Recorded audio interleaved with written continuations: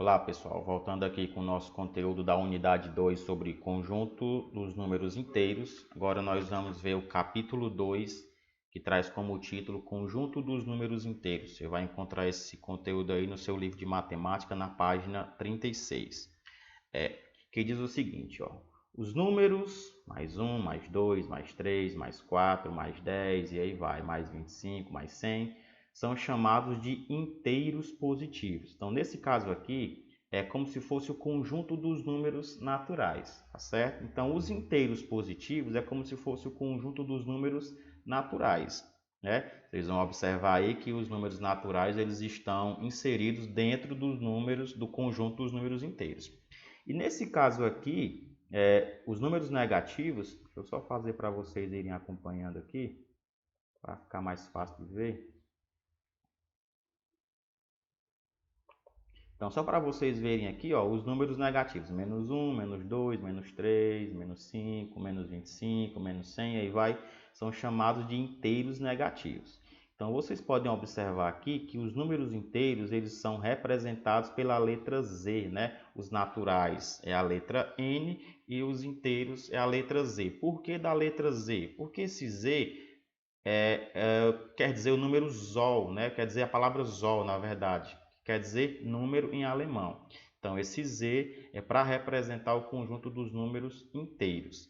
Lembre que vai ser infinito, né? Tanto para o lado positivo como para o lado negativo, né? Então, aqui se eu fosse continuar, eu teria menos 6, menos 7, menos 8, menos 9 e aí infinito. Para cá também a mesma coisa, 6, 7, 8, também infinito, tá bom? Perceba que quanto mais para a direita, maior o número vai ser, né? Que nós vamos ver aí direitinho em outra aula. Mas de início aqui é para a gente entender que o conjunto dos números inteiros ele é representado pela letra Z, né? E tanto vai ter os inteiros positivos, que seriam os números naturais, né? Vamos ter os inteiros positivos, como nós também vamos ter os inteiros negativos. Aí na sua página 36 ainda, a gente traz um tópico, né, sobre a reta numérica, né, onde vocês vão aprender como é que a gente faz, como é que a gente confecciona uma reta numérica. Mas antes de ter essa noção de reta numérica, né, de ver na prática, vocês já observaram no dia a dia, né, que alguns instrumentos que a gente utiliza, né, se assemelham a uma reta numérica. Por exemplo, a fita métrica e a trena, né? Então, esses dois objetos, eles são usados, né, no nosso dia a dia para medir. Então, o exemplo aqui da fita métrica e da reta numérica, da fita métrica, na verdade, né, e da trena, são exemplos aí de reta numérica, né? Vocês podem ver que existem essas graduações aqui, que é para a gente medir alguns objetos. Então, como é que a gente deve proceder para construir uma reta numérica? Tem aqui alguns passos. Então, o primeiro passo diz o seguinte: desenhamos uma reta R e escolhemos o ponto O qualquer da reta, ao qual associamos o número 0, denominado origem. Então, primeira coisa, você vai traçar aqui uma reta e você vai marcar um ponto, e esse ponto você vai colocar a letra O, e nesse caso vai ser a origem, nesse caso aqui, número 0. Então, letra O e número 0. Aqui vai ser a origem, tá certo? No segundo passo, escolhemos um ponto dessa reta à direita do ponto O, e a esse ponto associamos o número mais 1.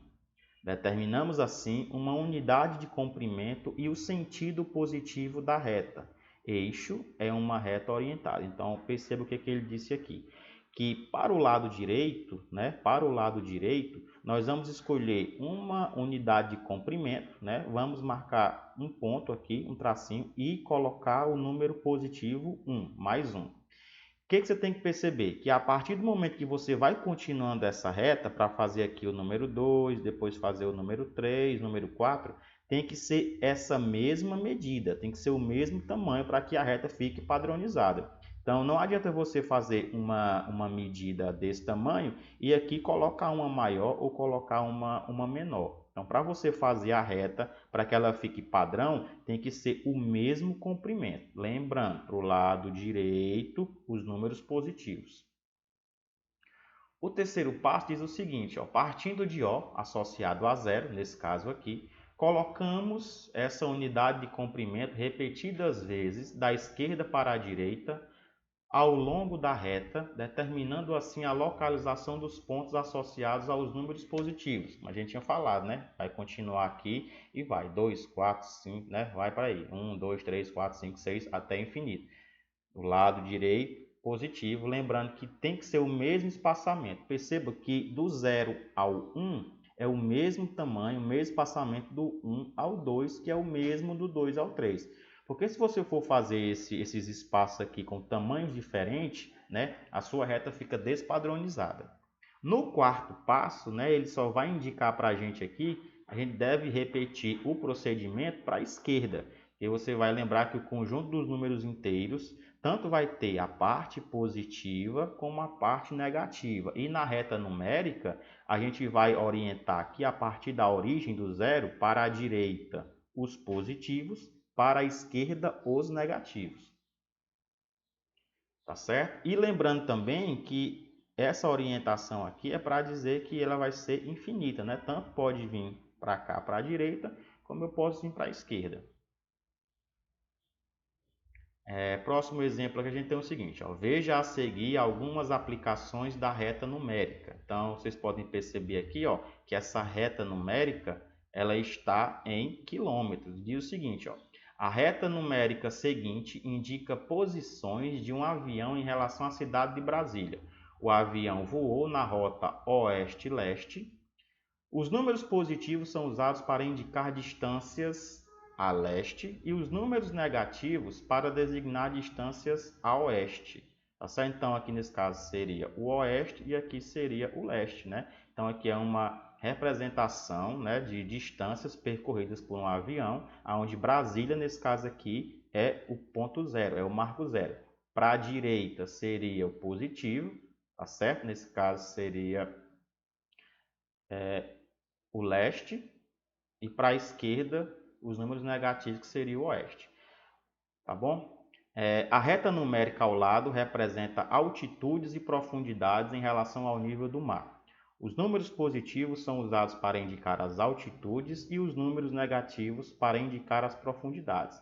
A reta numérica não precisa necessariamente estar na posição horizontal. Então, perceba que está aqui uma reta, né, na horizontal, ela deitada, e aqui eu tenho uma reta na vertical, que seria ela em pé. Esse exemplo aqui a gente até já percebeu, já viu, né, naquela resolução de exercício que a gente fez anteriormente. Então, nível do mar seria o marco zero, né? Acima do nível do mar, que tem os números positivos, abaixo tem os números negativos.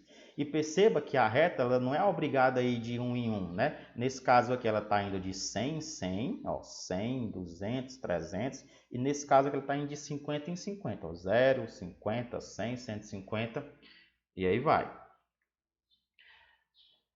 Observe a reta numérica em que os pontos A e P estão destacados. Então perceba aqui uma reta numérica, né? A origem, para a direita positivos, para a esquerda os negativos. E perceba que está marcado aqui o ponto A e está marcado também aqui o ponto P.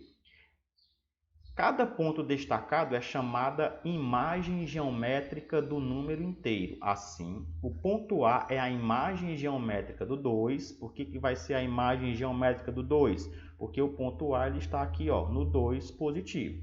E o ponto P é a imagem geométrica do número menos 4. Aqui, ó, ponto P, a gente marca o ponto aqui na reta.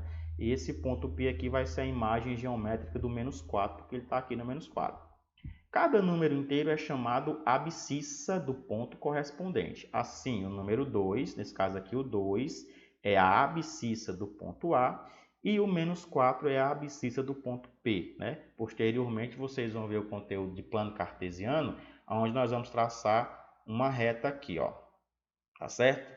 E vocês vão perceber que vai ter o eixo das abscissas e o eixo das ordenadas, mas por enquanto nesse conteúdo aqui fica sendo só as abscissas, certo? Então espero que vocês tenham compreendido o conteúdo e logo teremos uma atividade.